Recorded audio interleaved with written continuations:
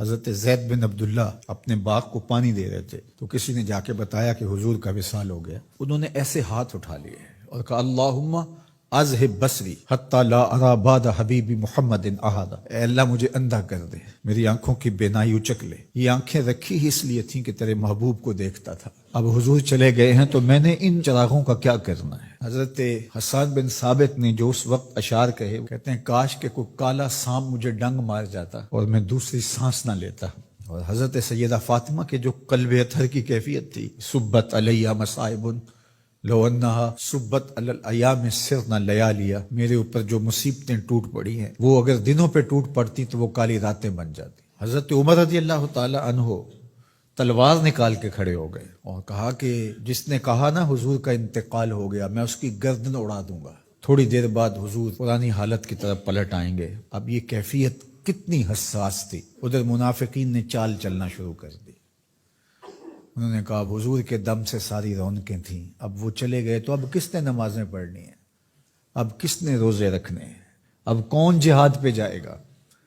جب وہ ہی نہیں رہے تو ساری کہانی ختم ہو گئی. تو انہوں نے اس طرح سے چال چلنا شروع کر دی. اور حضرت عمر کہتے تھے کوئی بولے تو صحیح. کتنا نازک وقت تھا. اس وقت میں حضرت ابو بکر آئے رضی اللہ تعالیٰ عنہ. ان کا کلیجہ تو پھٹ رہا ہوگا، لیکن یہی موقع تھا حضور کے مشن کو، حضور کی فکر کو، حضور کے دیے ہوئے نظام کو سنبھالنے کا.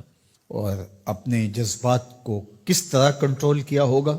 اپنے آپ کو پوری طرح سنبھال کر کے لوگوں میں آئے اور دیکھا کہ لوگ جمع ہیں اور حضرت عمر رضی اللہ تعالیٰ عنہ غصے میں تلوار لہرا رہے ہیں. خبردار اگر کسی نے کہا کہ حضور کا انتقال ہو گیا. تو آپ ایک اونچی جگہ پہ کھڑے ہوئے، لوگوں کو متوجہ کیا. حضرت صدیق اکبر رضی اللہ تعالیٰ عنہ کا اس وقت کا جو خطبہ ہے، اس نے اس وقت اسلام کو سنبھالا جب منافق بڑی باریک چال چل رہے تھے. اب حضرت ابو بکر آئے اور کھڑے ہوئے، کہا لوگو مجھے بتاؤ تم اللہ کی عبادت کرتے تھے یا رسول اللہ کی عبادت کرتے تھے. تو لوگوں نے کہا اللہ کی عبادت کرتے تھے. تو کہا اللہ آج بھی زندہ و موجود ہے، اللہ کل بھی زندہ و موجود تھا، وہ حی ہے لا یموت ہے. اللہ اکبر. پھر انہوں نے وہ آیت کریمہ پڑھی وما محمد الا رسول قد خلت من قبلہ الرسل. اور صحابہ فرماتے ہیں ہمیں لگا کہ جس طرح یہ نازل اسی وقت کے لیے ہوئی تھی.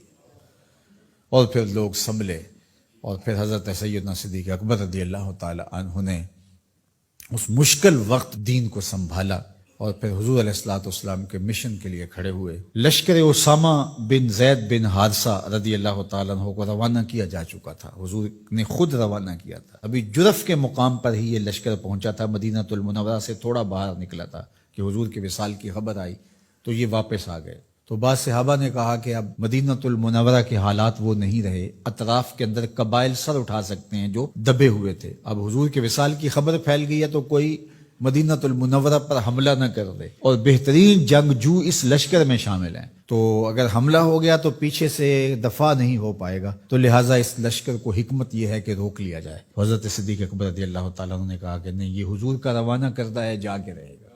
بلکہ آپ نے تاریخی جملہ کہا کہ اگر مجھے یقین ہو کہ جنگلوں سے جانور آ کے ہمارے جسم کی بوٹیاں بھی نوچ کے کھا جائیں گے، یہ لشکر پھر بھی روانہ ہوگا. لوگوں نے حضرت عمر سے کہا کہ ضرور لشکر کو روانہ کریں، لیکن حضرت ابو بکر رضی اللہ تعالی عنہ سے اتنا کہیں کہ امیر لشکر کو معزول کر کے کوئی اور قریشی سردار بزرگ اس کا امیر بنا دیا جائے. 9 عمر لڑکا ہے، دوسرا غلام زادہ ہے، تو بڑے بڑے قریشی سردار اور جنگجو ان کی قیادت کو قبول کرنے سے انکار نہ کر دیں. تو وہ گئے اور جا کے کہا کہ بڑے بزرگوں کی یہ رائے ہے کہ آپ ضرور لشکر کو روانہ کر دیجئے، لیکن اتنا کیجئے کہ امیر لشکر کو تبدیل کر دیجئے.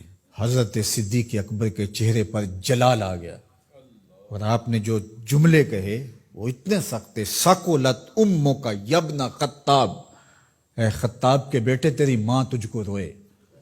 استعملہ رسول اللہ وقد تامرنی ان اعزلہ، ان کو امیر لشکر اللہ کے رسول نے مقرر کیا ہے اور میں کون ہوتا ان کو معزول کر دوں. کہا لشکر جائے گا، اسامہ بن زید کی قیادت میں جائے گا، جس نے جانا ہے جائے، جس نے نہیں جانا میں کوئی پرواہ نہیں ہے، چونکہ ان کو امیر لشکر اللہ کے رسول نے مقرر کیا. اللہ اکبر. پھر جب لشکر اسامہ کو روانہ کیا حضرت صدیق اکبر نے تو حضرت اسامہ کے گھوڑے کی باک اپنے ہاتھوں سے پکڑی اور اسامہ کو اوپر سوار کیا رضی اللہ تعالیٰ عنہ کو، اور نیچے ساتھ پیدل چلے، اللہ اکبر، اور ساتھ یہ کہتے جاتے تھے اسامہ تو وہ ہے جس کو میرے رسول نے مقرر کیا ہے۔ اور پھر یہ لشکر کامیاب اور بامراد ہو کے لوٹا۔ تو یہ سیدنا صدیق اکبر رضی اللہ تعالیٰ عنہ کا حضور علیہ السلام کے فیصلوں کو من و عن قبول کرنے کا جذبہ تھا، جس انداز سے انہوں نے حضور علیہ السلام کی فکر پہ پہرا دیا، حضور کی تعلیمات کو اجاگر کیا اور حضور کے فرمان کو حرف آخر سمجھا، اور اس کے بعد انہوں نے اپنی رائے کو وہاں فنا کر دیا۔ صلح حدیبیہ کا موقع آیا تو 1400 اصحاب تھے، قریش نے کہا ہم عمرہ نہیں کرنے دیں گے، تو وہاں سے ایک معاہدے کے ذریعے واپس آنا ہوا۔ تو حضرت عمر نے کہا ابو بکر ہم دب کے صلح کیوں کریں، صلح کی شرائط تو برابر کی ہونی چاہیے۔ تو حضرت ابو بکر صدیق کا صرف ایک لفظ دیکھیے، انہوں نے کہا عمر کیا یہ صلح نامہ حضور نے قبول کیا ہے؟ کہا کیا ہے۔ کہا ہوا رسول اللہ، کہا وہ اللہ کے رسول ہے۔ اللہ اکبر، کثرت صوم و صلات کی وجہ سے افضل نہیں ہے، بلکہ حضور کے لیے اطاعت و انقیاد، فرما برداری، اور حضور علیہ السلام کے لیے بس اپنے آپ کو قربان کر دینے کا وہ جذبہ، وہ آپ یہاں دیکھتے ہیں تو بدرجہ کمال آپ کو نظر آتا ہے۔